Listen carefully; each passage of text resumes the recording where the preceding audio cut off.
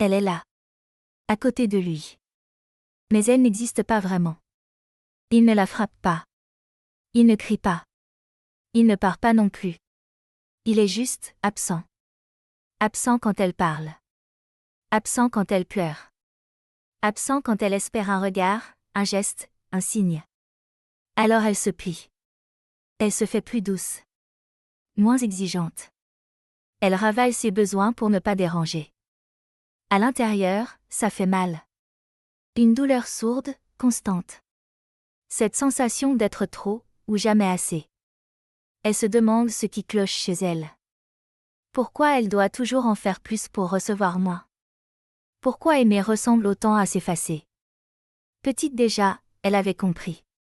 Que pour être aimée, il fallait être utile. Attentive. Responsable du bien-être des autres. Alors aujourd'hui, face à son indifférence, elle se sacrifie. Elle donne quand elle est vide. Elle reste quand tout son corps crie de partir. Elle espère encore qu'en s'oubliant un peu plus, il finira par la choisir. La nuit, son corps est tendu. Son cœur lourd. Elle se sent seule, même à deux. Comme cet enfant qui attendait un parent qui ne venait jamais. Ce n'est pas de l'amour excessif. C'est une survie ancienne qui se rejoue. Mais à force de disparaître pour garder le lien, elle se perd. Et quelque chose en elle commence à dire stop. Doucement. Mais fermement. Guérir, ce n'est pas devenir dur.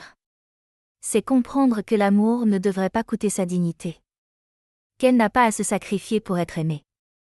Qu'elle mérite une relation où elle est vue, ressentie, choisie. Il existe une autre manière d'aimer. Une manière qui lui ressemble. Où elle peut rester entière sans avoir peur d'être abandonnée. Si ce que tu viens d'entendre te touche, ce n'est pas un hasard. Ces schémas peuvent se transformer.